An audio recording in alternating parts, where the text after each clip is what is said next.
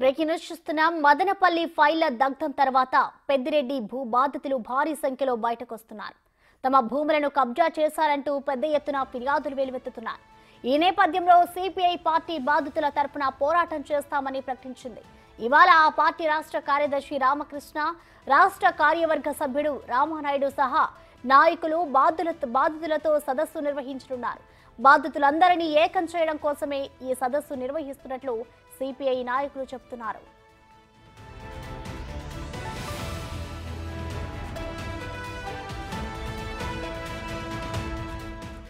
పెద్దిరెడ్డి బాధితులు భారీ సంఖ్యలో ఉన్నప్పటికీ గతంలో వైసీపీ అధికారంలో ఉండడం వల్ల ఎవరూ బయటకు రాలేదు.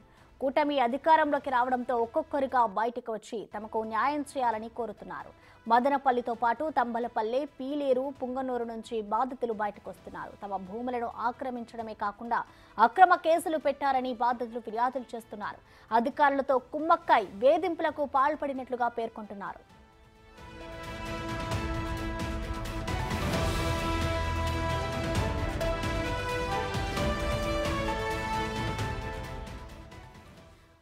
దీనిపై కంప్లీట్ అప్డేట్స్ మా ప్రతినిధి దామోదర్ లైవ్ ద్వారా అందిస్తారు. దామోదర్, ప్రసన్న, మదనపల్లి సబ్ కలెక్టర్ కార్యాలయం గత నెల 21వ తేదీ రాత్రి 11:30 గంటలకు దగ్ధమైంది. ఆ తర్వాత ఒక్కొక్కటిగా ఏదైతే భూ ఆక్రమణ దందాలు బయటకు వస్తున్న పరిస్థితి. ముందుగా కీలక ఫైల్స్ కాలిపోయాయనుకున్నారు.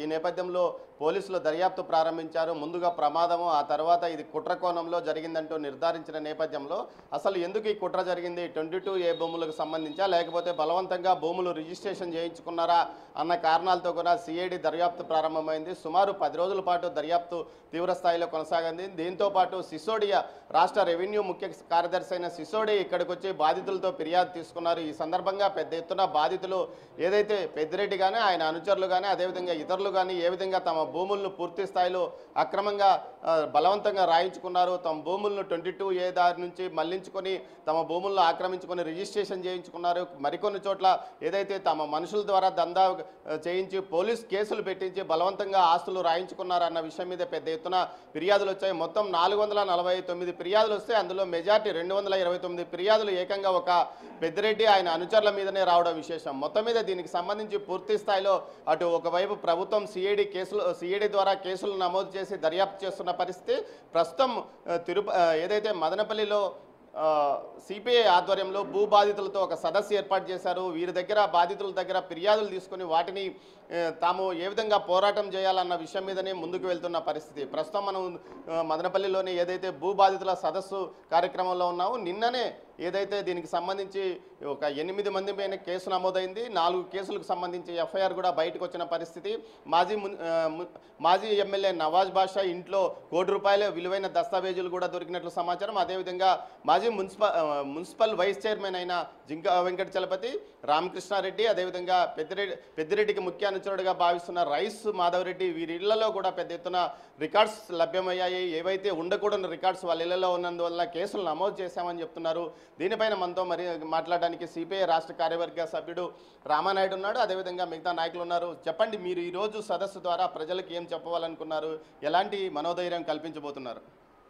ఈరోజు మదనపల్లి రెవెన్యూ డివిజన్ పరిధిలో పెద్దిరెడ్డి రామచంద్రారెడ్డి వాళ్ళ తమ్ముడు దొరకనాథ్ రెడ్డి వైసీపీ ప్రభుత్వం అధికారం ఉన్నప్పుడు రైతుల దగ్గర నుంచి చిన్న చితక పేద ప్రజల దగ్గర నుంచి భూములు బలవంతంగా లాక్కోవడం, వాళ్ళ పేరుతో ఉన్న భూముల్ని ఆన్లైన్లో ఏరే వాళ్ళ పేర్లు మార్చడం, దొంగ రికార్డు సృష్టించి భూములన్నీ కబ్జా చేయడం జరిగింది.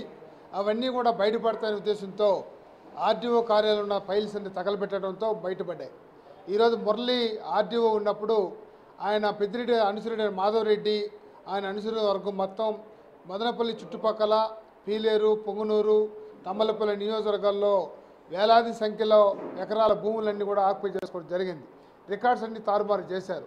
ఆ సందర్భంగా ఈరోజు మేము కమ్యూనిస్ట్ పార్టీ తరఫున సిపిఐ నాయకత్వంలో పెద్దిరెడ్డి రామచంద్రారెడ్డి భూ బాధితులు అందరూ రాండి అని చెప్పి పిలిపిస్తే ఈరోజు వందల సంఖ్యలో ప్రజానికి తరలి వస్తున్నారు. మొన్నటిదాకా ఆర్టీఓ ఆఫీసులో రెవెన్యూ అధికారులకి తండోపతండాలుగా కీళ్లు పెట్టి అడిచిలేవడం జరిగింది. ఈరోజు మేము డిమాండ్ చేస్తుందంటే ఎవరైతే భూములు పెరుక్కున్నారో ఆ భూములను కూడా ఎవరికి హక్కులు ఉన్నాయో వారికందరికీ భూములు స్వాధీనపరచాలా. తికన్న శుద్ధితో చంద్రబాబు నాయుడు ఎంక్వైరీ చేసి ఎవరైతే తప్పుడు పని చేశారో రికార్డు సృష్టించారో వాళ్ళందరినీ కూడా నాన్ బెయిలబుల్ కింద బెయిల్ రాకుండా ఉండే సెక్షన్స్ పెట్టి లోపల తేయాలని, వాళ్ళ భూములు కూడా వాళ్ళ ఆస్తులు కూడా రికవర్ చేయమని చెప్పి సిపిఐ తరఫున డిమాండ్. గ్రామాలకు వెళ్ళారు కదా ఈ సదస్సు గురించి ప్రచారం చేయడానికి, అదేవిధంగా బాధితులను రమ్మని పిలవడానికి, అక్కడ మీకు ఎలాంటి సమస్యలు ఏదైనా మీ దగ్గరికి వచ్చారా? ఈరోజు ఇక్కడికే వస్తున్నారు, అక్కడే చెప్పారు మీరు నేరుగా ఆడకు రండి. ఈరోజు రాష్ట్ర పార్టీ కార్యదర్శి రామకృష్ణ గారు వస్తారు, డైరెక్ట్గా ఆయనకే మీ యొక్క విజ్ఞప్తి చేయండి, మీ అర్జీలు ఇవ్వండి అని చెప్పాం. ఆ పద్ధతిలో మేము కూడా ఒక అప్లికేషన్ కూడా ఫిలప్ చేసి ఇచ్చాం. సర్వే నెంబరు, భూమి విస్తీర్ణము, ఏ గ్రామం, ఎవరు పెరుక్కున్నారని కూడా ఇవ్వమని చెప్పి ఆ వివరాలన్నీ వస్తున్నాయి. ఎంతమంది వస్తారో చూడాలి. ఇవన్నీ కూడా తీసుకుని రాబోయే కాలంలో ఫీచర్ ప్రోగ్రామ్ కూడా నిర్ణయించబోతున్నాం. వందల సంఖ్యలో ఏ గ్రామానికి పోయినా 10 సంఖ్యలో ఉంటారు తప్ప 1-2 కాదు.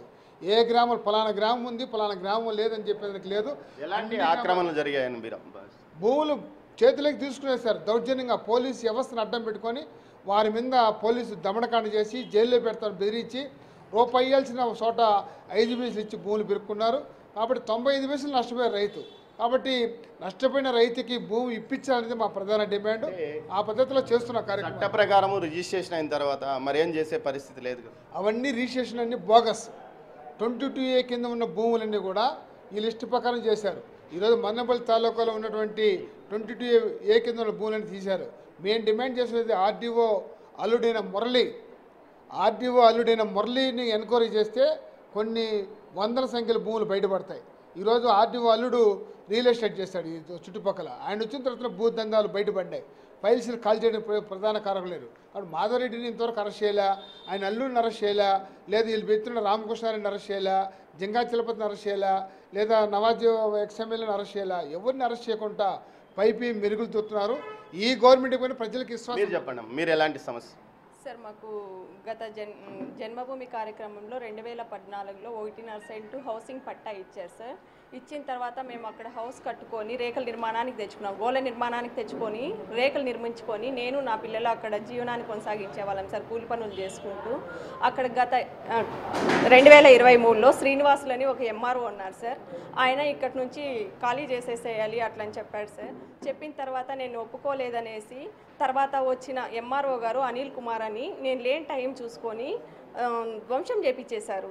ఎందుకు అలా చేశారు అని నేను అడ్డుకోగా నన్ను కొట్టి రోడ్లంబడి తరుములాడి పోలీస్ వారు, రెవెన్యూ వారు చిత్రహింసలు పెట్టి ఇప్పుడు కూడా నా ఆ ప్లేస్లోకి రానికుండా చేశారు. ఆ ప్లేస్లో ఎవరన్నా ఆక్రమించుకున్నారు? ఆ ప్లేస్ వేరే వాళ్ళు ఆక్రమించుకోవాలని నిన్న కూడా లా కమిషనర్ వస్తే ఆయన్ను కూడా అడ్డుకొని అక్కడున్న కార్యకర్తలు, రెవెన్యూ వారు, పోలీసు వారు నన్ను ఎట్లంటే అట్లా అవమానిస్తూ బాధ పెడుతున్నారు సార్. దీనికంతా కారణం పెద్దిరెడ్డి ద్వారకనాథ్ రెడ్డి సార్. దీనివల్ల మాకు కూటమి ప్రభుత్వం వల్ల మదనపల్లినా మాది ములకల చెరువు మండలం సార్. మీరు చెప్పండి ఎలాంటి సమస్య సార్? ఇక్కడ ఈ 22A టైటిల్ యాక్ట్ వచ్చిన తర్వాత 35/2023 ఎప్పుడైతే ఈ 20 ఇయర్స్ ఫ్రీ హోల్డ్ ఇచ్చారో దానికి ముందే అధికారంలో ఉన్నటువంటి పార్టీలు వాళ్ళ బలమైనటువంటి నాయకత్వం ఎక్కడైతే ప్రభుత్వ భూములు ఉన్నాయో, అసైన్డ్ భూములు ఉన్నాయో, వాగులు, వంకలు, చెరువులు, గుట్టలను పూర్తిగా రీసర్వేలు గుర్తించారు. నేషనల్ హైవేలు పడ్డాయి ఈ మధ్య కాలంలో. అట్లా తంబాలపల్లి నియోజకవర్గంలో పడింది. ఇట్లా మనం ప్రచారం చేశారు కదా, ఎంతవరకు వచ్చారు జనాలు? ఎంతవరకు జనాలు అయితే బాధితులు దాదాపు 1000 మంది దాకా బాధితులు ఉన్నారు. సిసోడియా గారికి కూడా 500-600 మంది వినతులు అందించారు. ఈ సందర్భంగానే వాళ్ళు ఏమైతే ఈ పేదల దగ్గర భూములు లాక్కొని 22Aలో కేవలం ఆ ఫ్రీ హోల్డ్ అనేది వీళ్ళు లాక్కున్న భూములకు మాత్రమే ఫ్రీ హోల్డ్ చేసి దాన్ని నాన్ అగ్రికల్చర్ కింద మార్చి దాన్ని రిజిస్ట్రేషన్లు కూడా చేసి అమ్మేశారు. మేము సిపిఐ పార్టీగా ఈ రాష్ట్ర ప్రభుత్వాన్ని డిమాండ్ చేసేది ఏమంటే, గతంలో చేసినటువంటి భూ అరాచకాలు, చేసినటువంటి ఈ రాజకీయ అప్పుడున్నటువంటి అధికార పార్టీల్లో చేసినటువంటి అరాచకానికి ఈ బాధితులకు మీరు ఏమైనా న్యాయం చేయాలనుకుంటే మేము సిపిఐ పార్టీగా ప్రధానంగా డిమాండ్ చేసేది ఏమంటే, ఆ ఫ్రీ హోల్డ్ ఏవైతే చేశారో, ఏవైతే కన్వర్షన్ చేశారో ఆ భూములను రద్దు చేయాలి, ఆ కన్వర్షన్ రద్దు చేయాలి. రిజిస్ట్రేషన్ చేసినటువంటి రిజిస్ట్రేషన్లు రద్దు చేస్తే తప్ప ఈ బాధితులకు న్యాయం జరగదనేది రాష్ట్ర ప్రభుత్వాన్ని వీటిని చేయాలని, దానికి అవసరమైతే ఒక కమిషన్ ఏర్పాటు చేయాలి, ఒక జీవో తీసుకొచ్చి. Thank you Prasanna. మొత్తం మీద చూస్తే ఈరోజు వస్తున్న బాధితులు పెద్ద సంఖ్యలో ఏదైతే మదనపల్లి సబ్ డివిజన్ పరిధిలోని 4 నియోజకవర్గాల నుంచి వస్తున్నారు. అదేవిధంగా వీరికి సంబంధించి వీరు ఏదైతే సమస్యలు చెప్తారో వాటి మీద మొత్తం ఒక నిర్ణయం తీసుకుంటాం. ముఖ్యంగా ఈ దిశగా ముందుగా ప్రభుత్వానికి వీరి బాధితుల యొక్క సమస్యలు తెలియజేస్తాము. ఆ తర్వాత ప్రభుత్వం నుంచి స్పందన రాకపోతే పూర్తి స్థాయిలో పోరాటం కొనసాగిస్తామని సిపిఐ నాయకులు అంటున్నారు. బాధితులు కూడా ఏదైతే తమ భూములను తక్కువ రేటుకి బలవంతంగా పోలీసు కేసులు పెట్టడం, రౌడీజం ద్వారా తమ భూములను లాక్కున్నారని, ఇలాంటి పరిస్థితుల్లో తమ భూములను తిరిగి తమకు వెనక్కి వచ్చేటట్లు చేయాలని వీరు కోరుకుంటున్నారు. ఇది ఇక్కడి తాజా పరిస్థితి. సదస్సు ప్రారంభమైన తర్వాత 1 గంట తర్వాత ప్రత్యక్షంగా ఆయా భూములు ఎక్కడైతే బాధితులు ఉన్నారో ఆయా ప్రదేశాలకు వెళ్ళి ఏదైతే రామకృష్ణ పరిశీలించనున్నట్టు తెలుస్తోంది. ప్రసన్న. Thank you Damodar.